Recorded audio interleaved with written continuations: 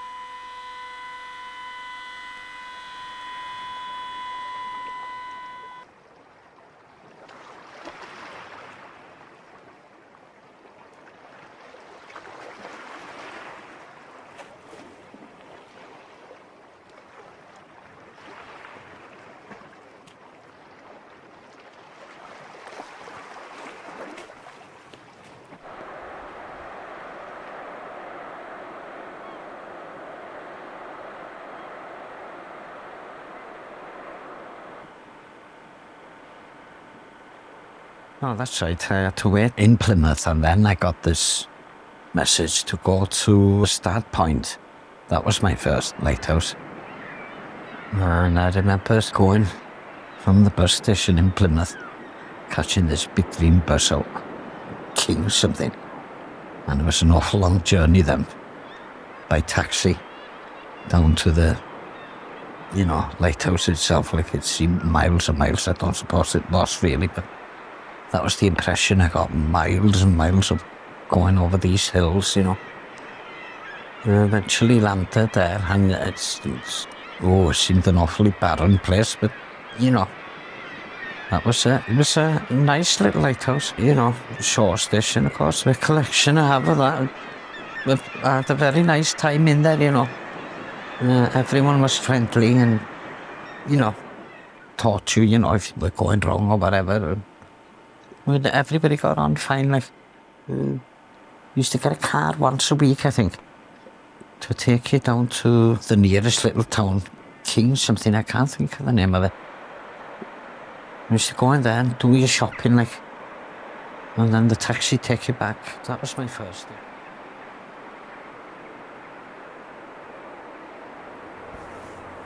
The fog signal was a siren that did one blast every 60 seconds, and in 1989 the erosion of the coast caused the fog signal building to collapse, which you can see here. You will hear a recording of the new replacement to the siren at the end of this video.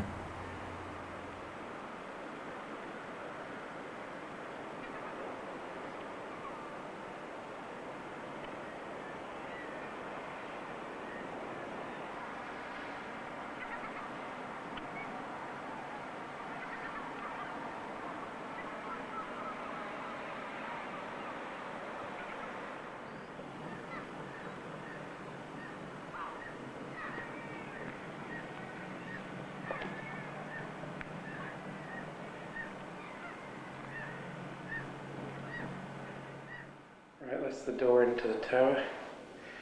Steps going up into the base of the tower. Just a flag locker down there.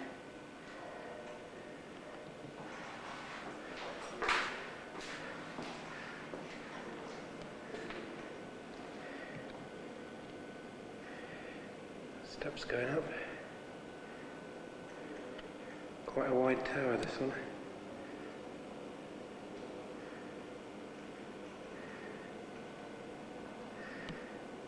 And down there is battery room. We go through this way first.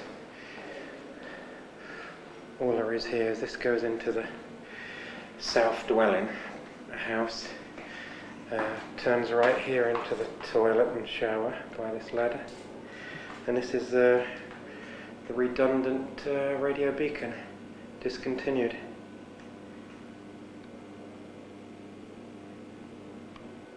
Right, back out of there. Let's go down to the base.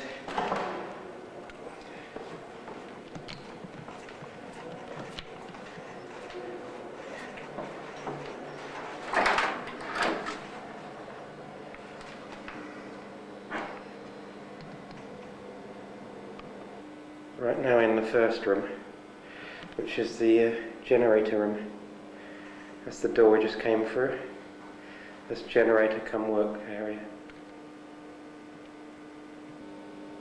Only a little generator.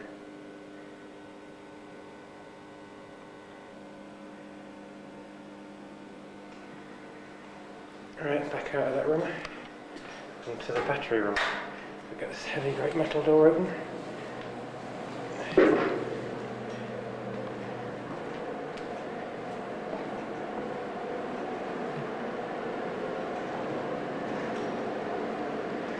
This is right down in the bottom of the tower. It's just batteries.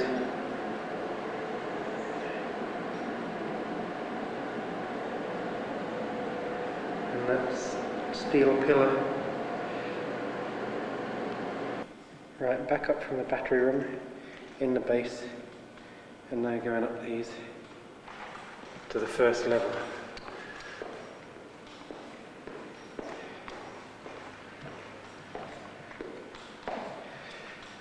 Little windows there, like little slits, and with little, tiny little storm shutters. Here's the view from the top, the room below.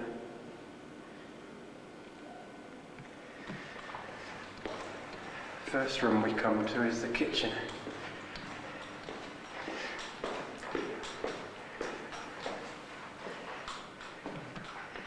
And here it is in here. Quite a nice little kitchen.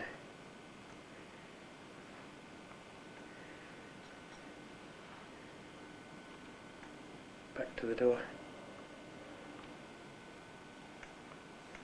Back to the window at the far end. Little cupboard there. That's the view through the window. Fishing boat down there. The road going back out.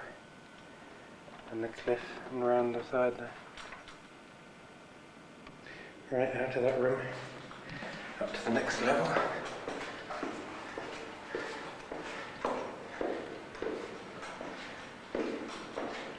Another slit window coming up.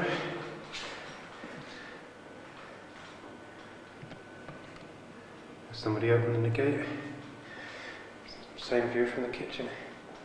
And into the bedroom. It's the only bedroom in the tower. I'm using it while I'm staying here. That's why it's all nicely cluttered up with my filming gear. It's a double room.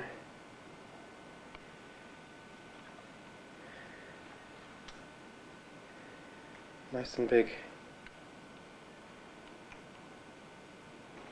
Right, out to the bedroom. Carry on up.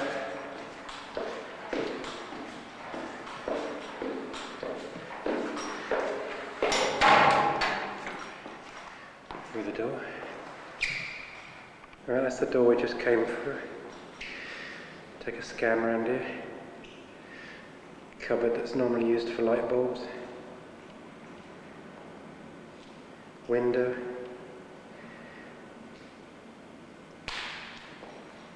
Another window. That window is for this sublight here, a red light to shine out over a dangerous reef.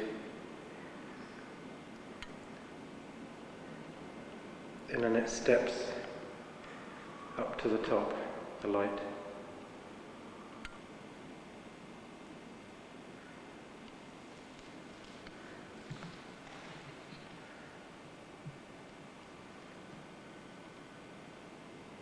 And the dangerous reef is out there somewhere. Right, back in. And we go up there next. This flight is quite steep. As you can see, if I show you the next flight going up.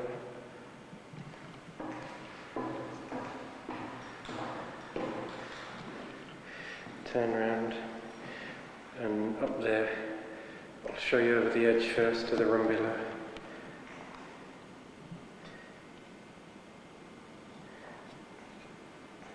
We're right above the sublight. Okay, back up. Now the workmen are busy around here, so there's liable to be some mess on the floor. Through the gate.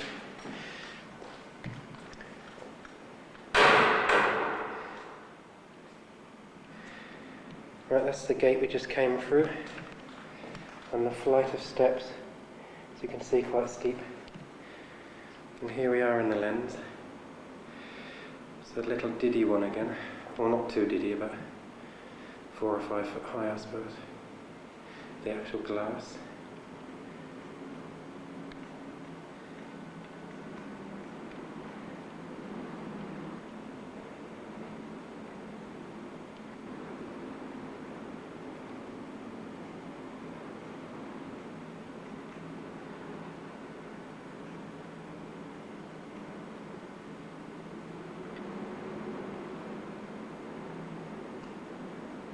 And this is a site I haven't seen for a few years, since I've been at Holyhead Depot with all the computers. When we go around our lighthouses maintaining the automatic stations, the light's going all the time, so we don't get to see the little touches like the curtains put up to keep the sun off the lens.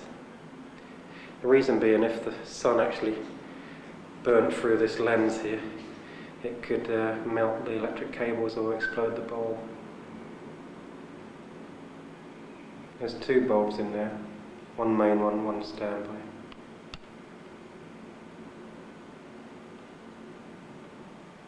And all this lovely brass, thing of the past in the automatic lighthouses. Everything gets painted over. It's a view through the window, looking down the coast. Right, that's the door we just come out onto the gallery. It's windy out here today. Just take a stroll around and get blown to bits.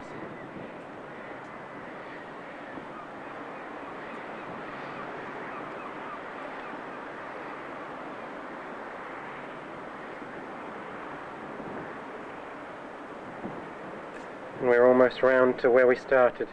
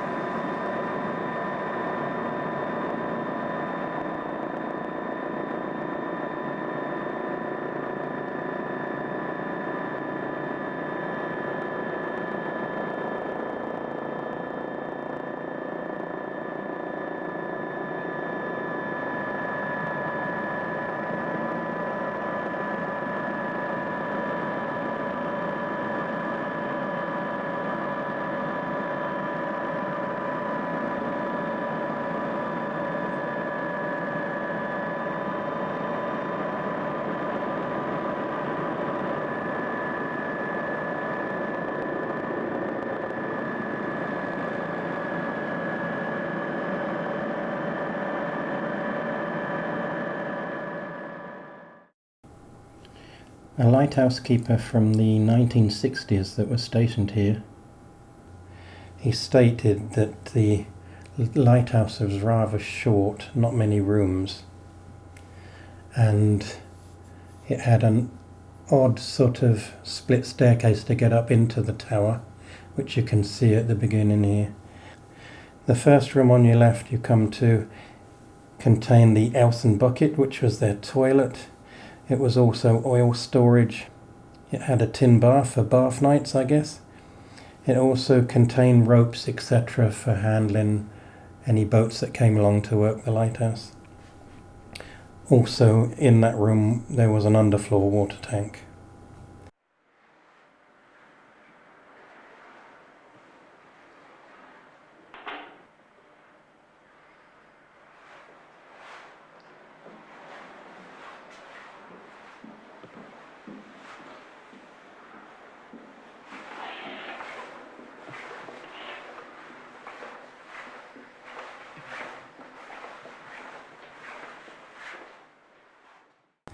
The next floor up, second level, keepers, storage, cupboards, and cupboards for all sorts of stores, but the cupboards for the keepers were for their food, etc.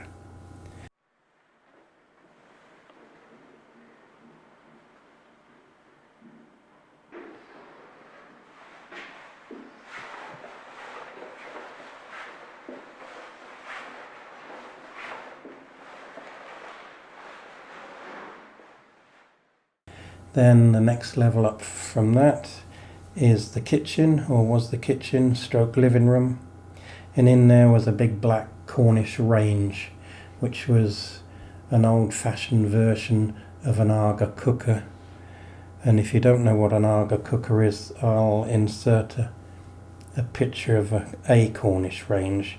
It won't be the exact one that they used in this lighthouse, because I haven't found any photographs of that. But it's of the type of that era. It ran on coal, coke, that sort of thing.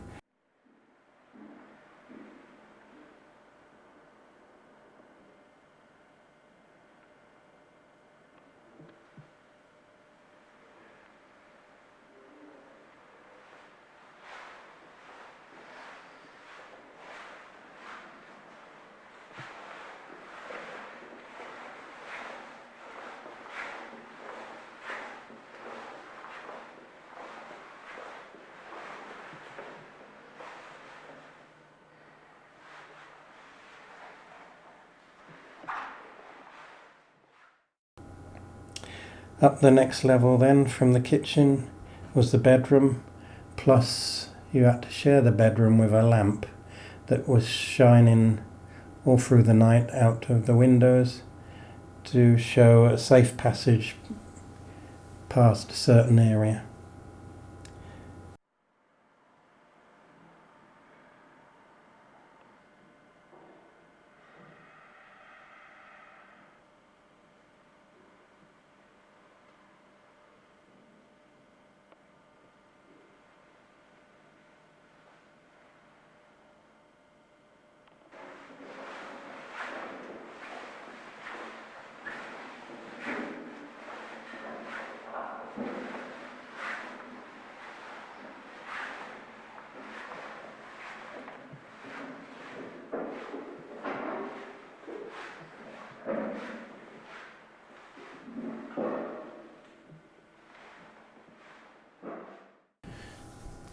This next level is what we would have called the service room. It's just the room below the lantern, and in this particular room they had spare sheets of glazing for the outside windows up top in the lantern, and any other stores they could fit in this place.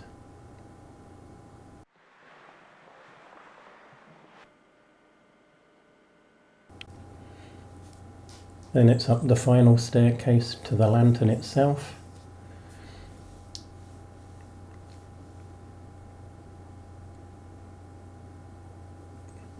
And you see the vents on the walls there that used to be there for when it was an oil light, to give the air circulation for the light.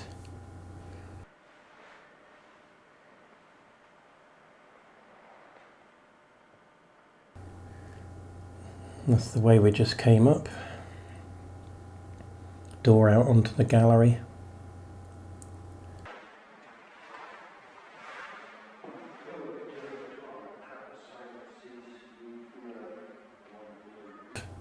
In front of you is what they call a beehive lens. It's a static lens, i.e. it doesn't rotate to give a flash. It's the actual light itself that winks on and off. In this particular case, when I visited, it was still an acetylene fired light, and it had little mantles inside that lit up by the gas. And it was a special sort of device, quite old, that you had a cluster of one light and some spares, and if one of them failed, one of the mantles failed, it burnt through a little wooden peg that was soaked in something that would catch fire easily. It would break, then it would trigger that thing out of the way, and the next one would come and put itself in its place and then light. It's all done by clockwork, that was.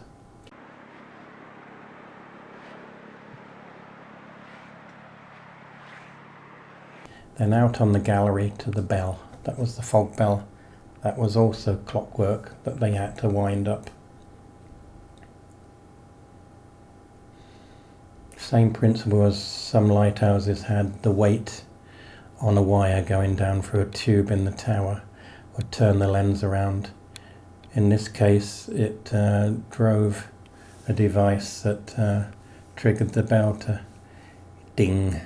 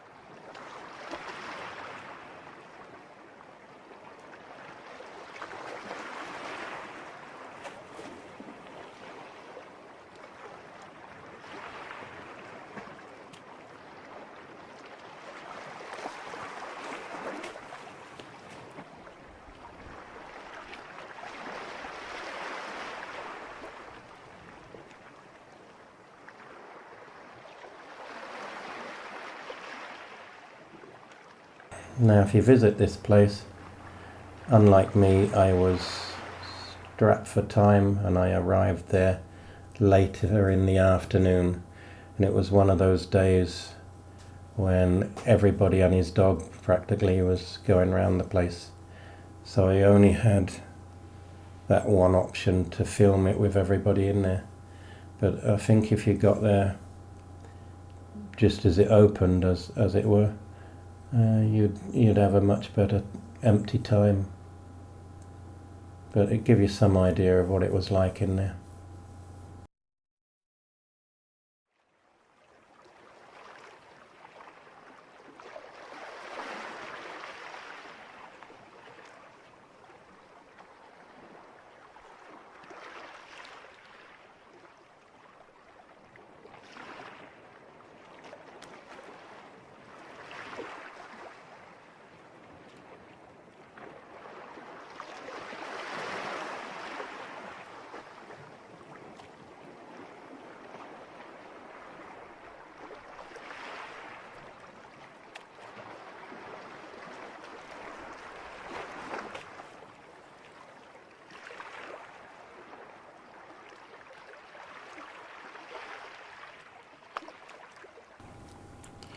The inscription you see on the wall up above is Psalm 127, and it's Unless the Lord builds the house, the builders labour in vain, is the general gist of it. And I've seen that in the Eddystone that's out there now. I've inscribed it on that one as well. I've seen it at Strumblehead Lighthouse on the wall up in the lantern there, and I've seen it at Trundy Lighthouse up on Anglesey. And that's the only other lighthouses I've seen it in. Not really the thing you want to be reading if you're in a storm and the place is shaking like crazy, but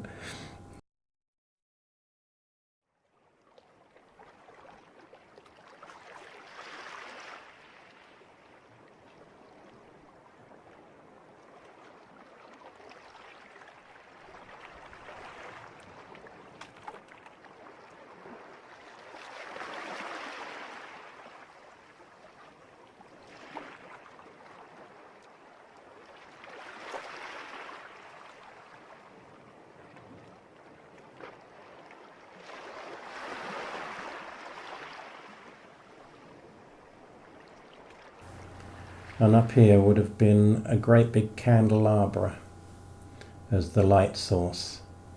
So it was this thing hanging from the ceiling. There it is, the replica of it. And on there would be loads and loads of tallow candles all lit.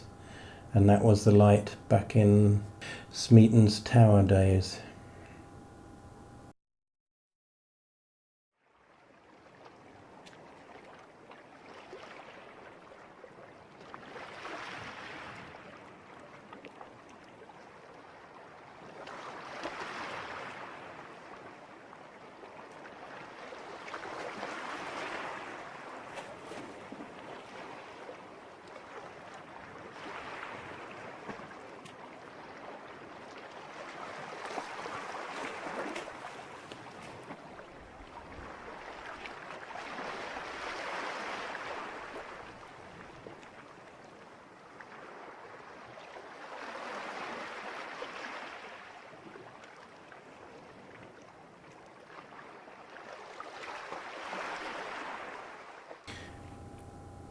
And finally, the Mayflower steps are close to the site in the Barbican area of Plymouth, from which the pilgrims are believed to have finally left England aboard the Mayflower before crossing the Atlantic Ocean to settle in North America on the 6th of September 1620.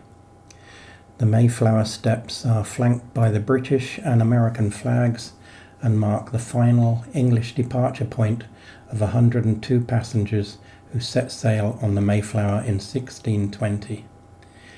The actual steps the pilgrims left from no longer exist. A granite block bearing the ship's name marks the approximate site, whilst a tablet commemorating the voyage was erected alongside in 1891.